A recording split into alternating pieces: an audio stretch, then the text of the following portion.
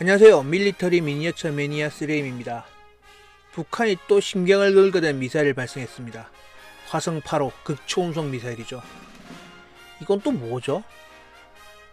미사일의 명중률을 나타내는 지표가 100m 수준인 스커트를 운영하고 있던 북한인지라 이건 전술 무기라기보단 테러 무기에 가까운 수준의 무기들이었죠. 뭔가 시원하게 추진제를 분사하면서 올라가서 바다에 빠뜨리는 것은 고생했다 싶긴 한데 그게 발사되는 것 이외에 정확하게 명중하는 사진을 본 적은 없어요. 요즘 들어 북한이 자랑하는 순항미사일 역시 마찬가지죠. 그럼 그보다 훨씬 제어가 어려운 극초음속 미사일은 왜 만든 거죠? 미국의 개발 과정을 보면서 그 이유를 좀 알아보도록 하겠습니다. 극초음속 미사일은 몇 년 전부터 많이 주목을 받는 새로운 타격 수단이에요. 특히 미국, 러시아, 중국이 주요 플레이어로 실전 배치를 경쟁 중인데요. 미국은 2000년대 초반부터 극초음속 미사일을 주도하면서 시험 운행해왔습니다. 하지만 실제 실전 운영에 대해서 큰 필요성을 느끼지 못했기 때문에 투자가 크지 않은 상태였죠. 하지만 2010년대부터 러시아와 중국이 극초음속 미사일을 실전 배치함에 따라서 미국 역시도 개발에 속도를 내야 하는 상황이 됐어요. 그 이유에서 미국의 미사일 개발 예산은 몇 년 동안 700% 이상 증액돼서 투자되고 있습니다. 82억 달러를 2022년까지 투자할 예정이고 개발에 투입할 예정이에요. 그런데 근본적인 질문, 극초음속 미사일이 필요는 합니까? 일단 극초음속 미사일은 말 그대로 빠르죠. 극초음속이란 정의 자체가 마 5 이상이라는 걸 의미하는 거니까 빠른 속도로 원거리에 있는 목표를 빠른 시간 내에 타격할 수 있는 거죠. 800km 이상 목표를 타격하는 시간은 8분 내라고 보면 발사 후에 상대방이 대응하는 것은 사전에 준비되지 않은 상황에서는 어렵다고 봐야 됩니다. 토마호크를 기준으로 보면 비슷한 목표를 타격하는 시간이 약 1시간 정도라는 감안해 보면 그 차이는 확실히 큰 게 맞아요. 하지만 속도로만 따지면 더 빠른 수단이 있습니다.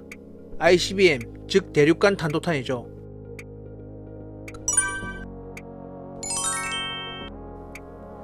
ICBM의 최고 속도는 마 20을 넘어요.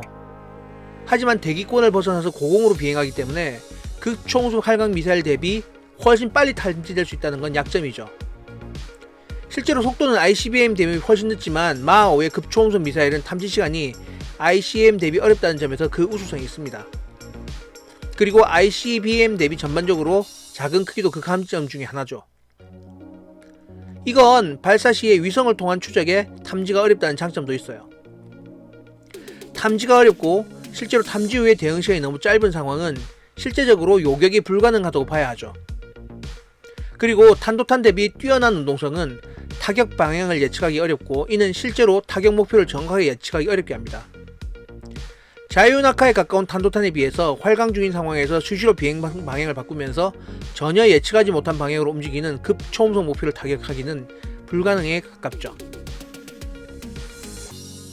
요격이 불가능하다시피 이런 미사일의 전력상은 큰 이점을 가지는 무기이면 틀림없어요. 하지만 개별 미사일의 단가가 얼마나 되는지에 대해서는 아직도 미지수예요. 실제로 미군은 아직 실전 배치가 되기 전에 시험 발사만 진행하고 있는 상황에서 정확한 비용을 산출하기는 어렵고요. 중국과 러시아도 개별 미사일에 대한 비용을 공개하고 있진 않아요. 하지만 현재 공개된 정보에 따르면 12발의 AGM-183 미사일에 대해서 예산이 약 1억 6천만 달러, 우리 돈으로 한 1,700억 원 정도 되니까 한 발에 150억 정도로 보면 될 것 같습니다. 현재 테스트 중인 상태에서의 비용이니까 F-35나 주말특급 구축함의 사례에서 보듯이 비용은 도입시가 되면 또 증가하게 될 거고요. 개별 비용은 또 그에 따라서 증가하겠죠. 일단 또 비용은 어떻게 될지 모르니까 논외로 하고, 미국의 AGM-183 극초음속 미사일의 경우는 B-52, B-1 또는 F-15에 탑재해서 운영할 계획이에요. 사거리는 한 1000km 이상 될 걸로 보이는데 통상적으로 현재 운영이 가능한 JASAM과 비교해보면 일단 속도가 아음속이고 사거리는 800km 정도로 예상이 돼요. 사거리 연장 기능을 추가하면 약 한 1800km 이상도 타격할 수 있을 것 같긴 한데요. 국방 예산을 보면 525기의 JASSM을 도입하기 위해 7억 1000만 달러, 우리 돈으로 한 8천억 원 정도가 배정됐는데요. 개별 가격이 한 15.2억 원 정도 되네요. 극초음속 미사일 대비 딱 10분의 1 정도의 가격입니다. 한 발 미사일에 극초음속 미사일을 도입하는 데 드는 예산으로 10발의 JASSM을 도입할 수 있다는 결론이 나오죠. 그러면 한 발의 극초음속 미사일이 10발의 아음속 공대지 순항 미사일 대비 가치가 있을까요? 물론 타격 목표에 따라서 차이가 있을 수는 있어요. 북한의 이동식 발사 차량을 요격하는 경우에 아음속 순항 미사일을 발사하기 전에는 요격이 어려울 수 있어요. 이런 경우에 극초음속 미사일은 그 효용성이 극대화가 되죠. 그리고 정밀하게 방어된 대공만을 뚫을 경우에도 그 효용성이 증가합니다. 기본적으로 극초음속 미사일은 스텔스 형상을 지니고 있고 그 빠른 속도로 인해서 대공망으로 요격하기는 어렵죠.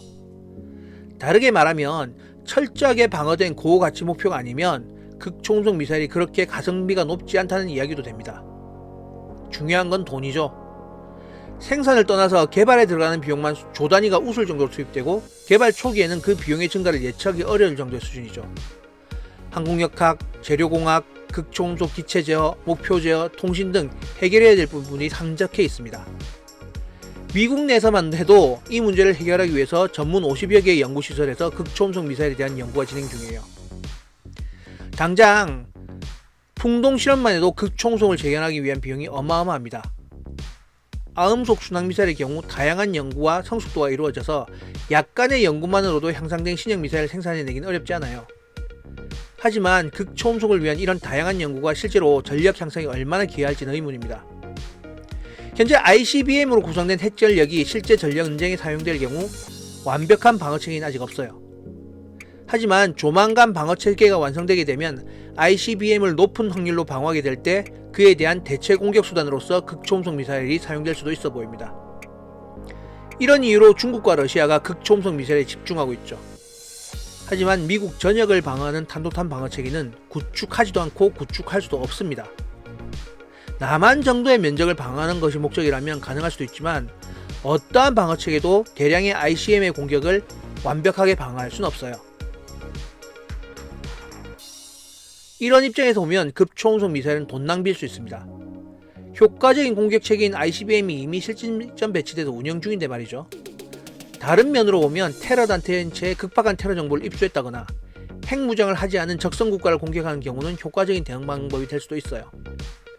첩보 활동을 통해서 포착한 고가치 목표를 타격하기 위한 아음속 미사일은 그 시간을 대기가 어려울 수 있으니까요. 하지만 여전히 탄도미사일이나 순항미사일 대비 그 효용성에는 의문이 많아요.